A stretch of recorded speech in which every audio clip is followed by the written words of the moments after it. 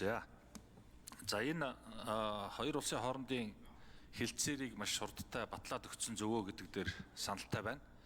Тэгээд ажлын хэсгээс тодорхой нэг асуулт одоо байгаа. За энэ Монгол улс одоо нийтдээ яг энэ төрлийн хилцээрийг нийт дэлхийн одоо хэдэн улстай хийсэн байгаа вэ? Нэгдүгээрт цаана нь хийгдэхээр одоо хүлээгдэж байгаа ямар улсын хилцээрүүд байгаа вэ гэдэг хоёр асуулт. За дээрэс нь энэ яг энэ одоо төрлийн хилцээр хийгдсэн одоо хамгийн олон Монгол улсын иргэн амьдарч байгаа 5 улсыг тэнд амьдарч байгаа иргэдийнх нь тоотой нэг тодруулаад хилээд өгчөөч гэсэн ийм одоо асуулт байна.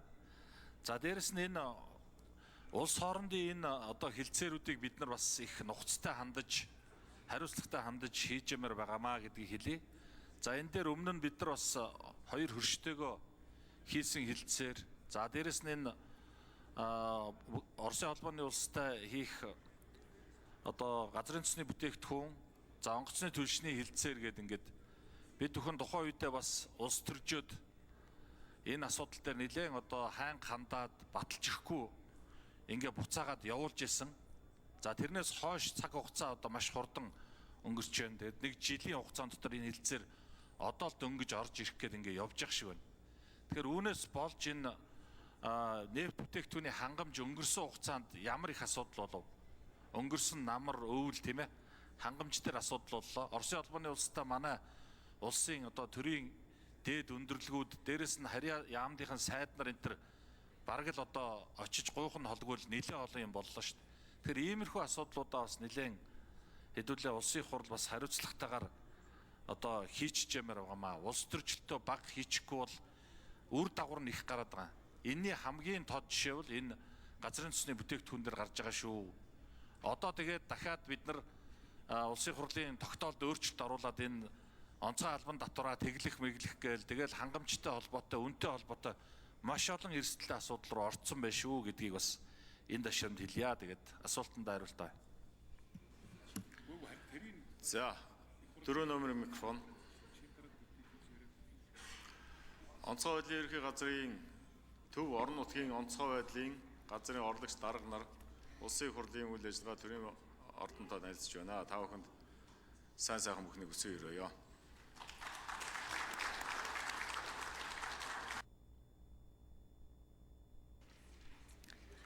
За гэр бүл хөтөлбөр нийгмийн хамгааллын яамны нийгмийн даатгал хуримтлын сангийн бодлогын газрын дарга Эрен цаана Туван гишүүний асуултанд хариулъя.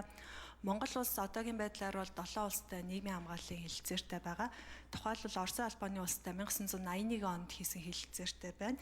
Тэгээ Оросын албаны улсад бол Монгол улсын 3466 иргэн байна гэсэн мэдээлэлтэй байна.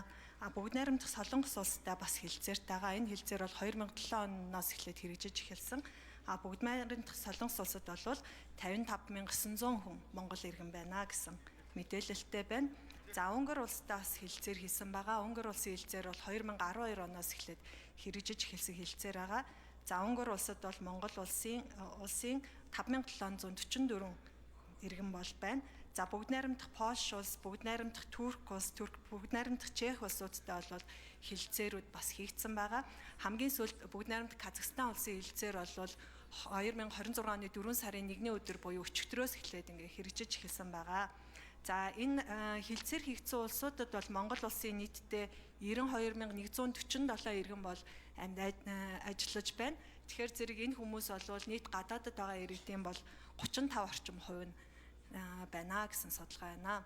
За цаашдаа бол бүгд найрамдах Австрали улстай бол бид нэр хэлэлцээ бол хийгдээд явж байна. Австралчууд өнгөрсөн 11 сард бол Монгол улсад хийгээд хэлэлцээ бол хийгдээд явж байгаа.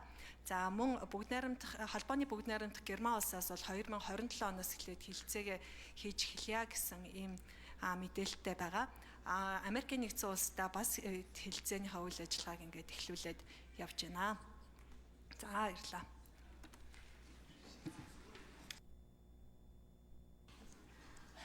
За Дашдондгийн Ганбат гишүүн. За энэ гэрээ хэлцээрийг дэмжиж байна.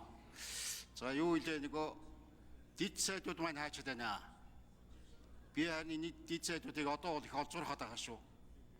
Яг хэрэгтэй байдсан байна бас. Энэ бас Монгол улсын засгийн газрын үйл ажиллагаа хэвээ явагдахад. Тэгсэн мөртлөө энэ дид сайдууд нь харагдахгүй юу?